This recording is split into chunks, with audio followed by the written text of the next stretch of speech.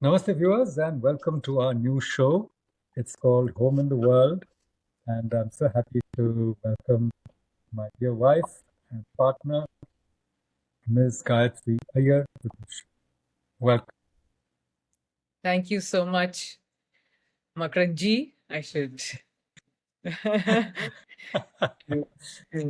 we can, who knows, we can drop the G, but the whole point of the show, viewers, is that, our Prime Minister recorded and still does a very famous series called Man Ki Baat. And we thought we would do something called Ghar Ki Baat, except that, Ghar Ki Baat bahar nahi honi chahiye. In other words, things that should stay at home should remain at home. And this is not that kind of show. It is about, current events and whatever happens in India and the world, which we end up discussing at home around the dining table.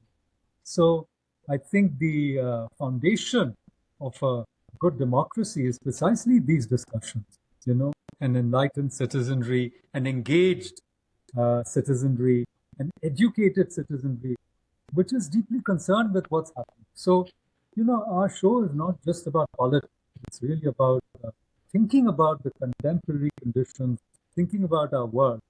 That's why, we want to call it Home in the World, because it's a famous novel by Tagore, Ghore Baire, which was translated as Home in the World. And we won't go into that because in that novel, there is this very disruptive character from outside who's actually a very, political figure who comes inside a home and disrupts it. So we're not going to go in that direction. We're actually going to, have conversations about things that are of concern and important to the Republic. So what would you like to talk about today, Gayatri G? Well, since you talked about somebody in Tagore's novel entering the home and causing the politics, I want to bring politics not at home, but the temple is also a home only for us Hindus. It's a sacred place, like our homes. So I really want to go back to your recent article on which was published on 12th of July 2026 in the New Indian Express, titled Ayodhya and the Burden of Public Trust. So, Very good, and very good. I want to say just a couple of things very yes, quickly. So, viewers, one of the things we're going to do is not just shoot off the air, though that's nice to talk in the air. No, our discussions will be based on something already published. So we have a foundation and we are posting the links. Check it out, what the article says. So it's really a matter of going deeper into usually something new or something interesting that has come to our attention. Okay. And this article happens to be something I wrote. And the other little thing I wanted to say was you said the temple is a home. That's such a beautiful statement because the word for temple, mandir, one of the meanings of the word mandir is home, is house. And in Tamil, you say koil. So the actual sort of belief or legend is how these temples were founded, say in Tamil Nadu, which is one of my favorite states, by the way, and your family comes from there. So wonderful. So what they said is that some Devi would come, let's say, like say Meenakshi, the great Meenakshi Devi, she came to say to Madurai, and then they built a home for her, a koil, so that she could stay there forever, and they could adore her and worship her, and she could protect them. So you're absolutely right. The temple is a very sacred space. So is our home. So we want to talk about home in the world in the most, as it were, if not sacred, certainly the most respectful way. We are not going to, do just this chitter chatter. But another very interesting thing, as you said, that when politics enters the temple, as you yeah. said, in Ghore Baire, there's so much trouble. There's so much, of, you might say, consequences. So that is why, and today's topic is so important. So we should say, we'll start with Ram ke naam se, because we start things with Ram, at least in North India. Even in JNU, you'll be surprised where I taught for so long. The so-called, ordinary, sometimes people used to call them class 4 workers, they never said good morning, they never said namaste, they always said Ram Ram. And I got into this habit because as you remember, I used to walk, especially when it was not too hot. I used to walk to the office, and I would say, to the janitors, to the sweepers, cleaners, I used to say Ram Ram. So we start with Ram, and in North India, even our last journey, we say Ram only. Ram Naam Sabka hai. So this Ram ka naam is something so incredible. So it is in the name of Ram that we are having this discussion. Lord Ram, the Ishta Devata of so many. Many worship him as a family deity as well. So we want to not trivialize or not over politicize, but really go into things in a very deep way. So back to you. Yes, like you gave the example and the story of Meenakshi Devi, and we all know how Sri Ram took back his rightful place in Ayodhya, and the grand temple of Ram Mandir was built. And but you know, like he is one of us, he's also not spared of the scandals and the wrongdoings of this yuga. And we know what happened, what came out in just recently regarding the theft of the donations. And of course, it's deeply disturbed us.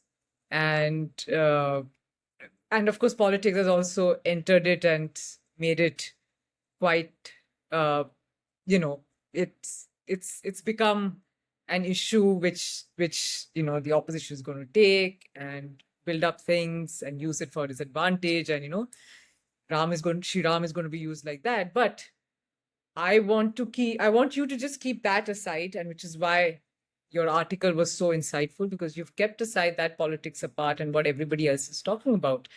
And so what is the different perspective that you're offering in this whole issue of the theft in the Sri Ram Mandir of Yes, Ayodhya? yes, absolutely. So we have to talk about, the different perspective that I've tried to offer in this article. We'll get to that in a moment. But let me just ask you, we all went to the Ram Mandir earlier this year, as you recall, and with your parents, and it was their cherished wish to do that. I was lucky enough to be invited to the inaugural in December 2022.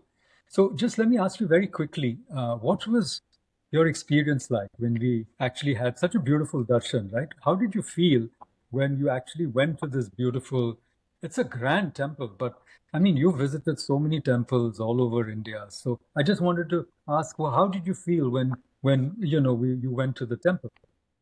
I think as you were asking me this question, I was really getting goosebumps as well, and the memories of our trip came flooding back. But it was really, my heart was full, my eyes were full, and overwhelmed to see Sri Ram just standing there so grand and in his rightful place.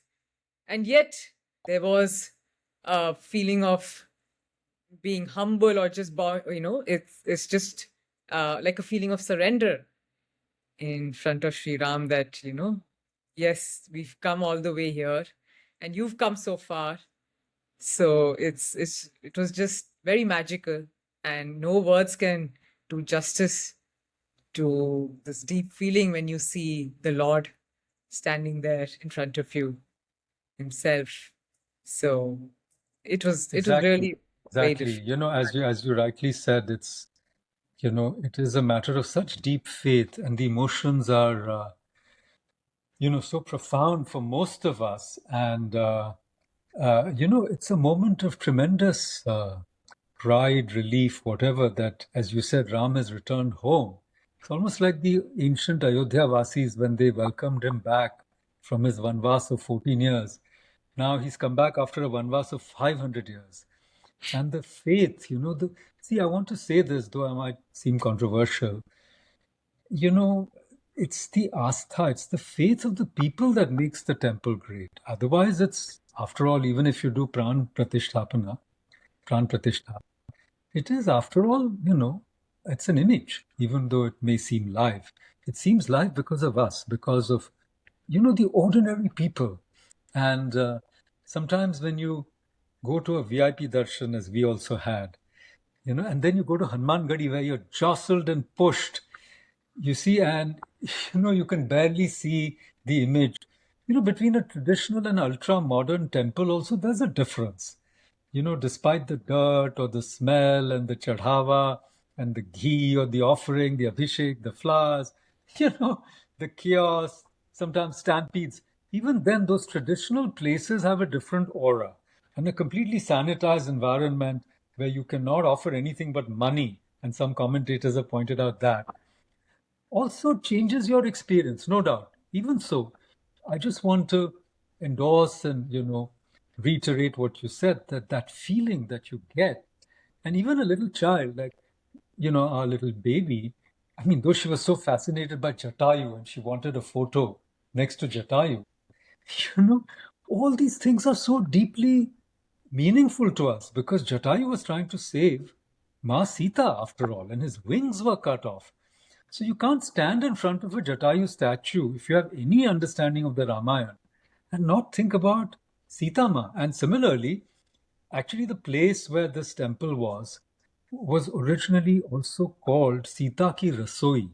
And Ramchandra Gandhi, the grandson of Mahatma Gandhi, has written a beautiful book on this called Sita's Kitchen, where he says Sita is as important as Ram.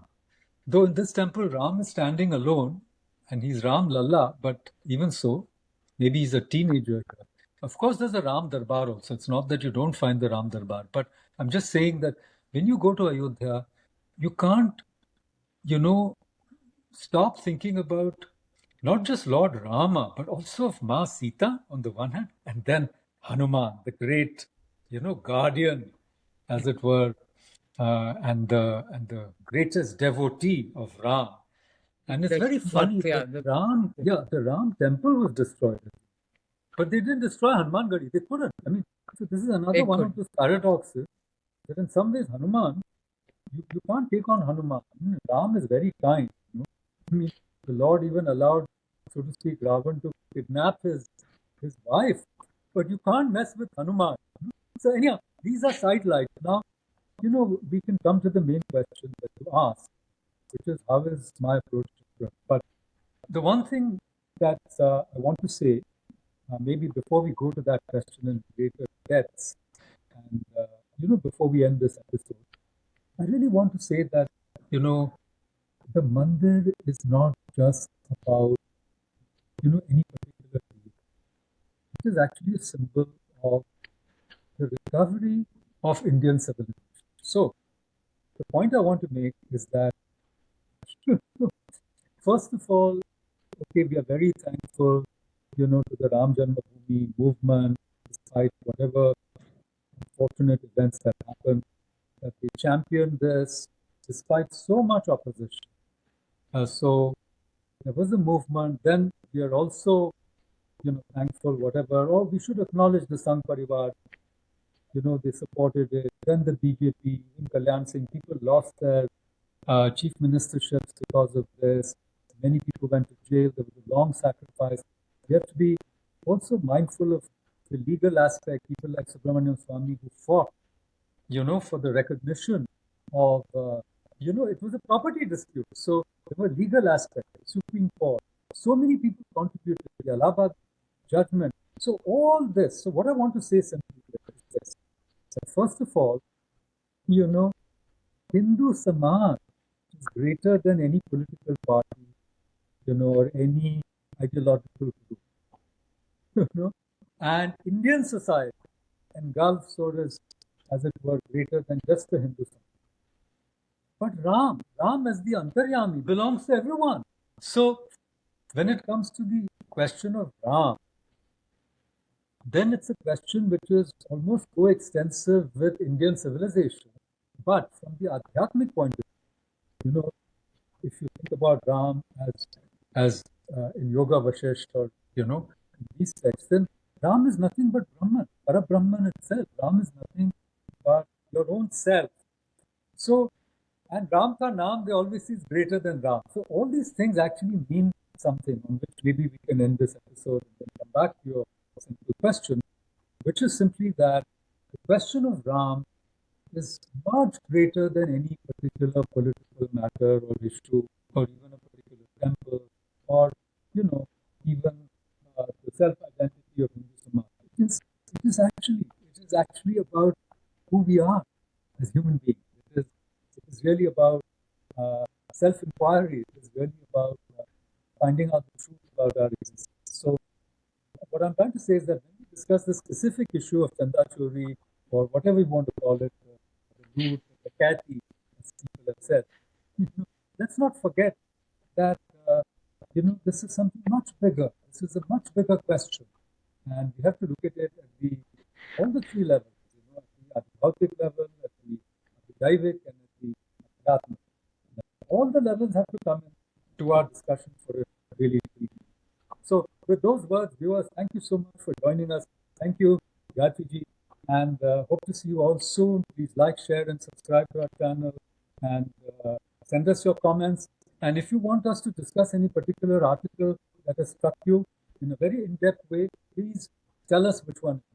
But anyhow, see you soon, and Yes. Thank you. Namaste.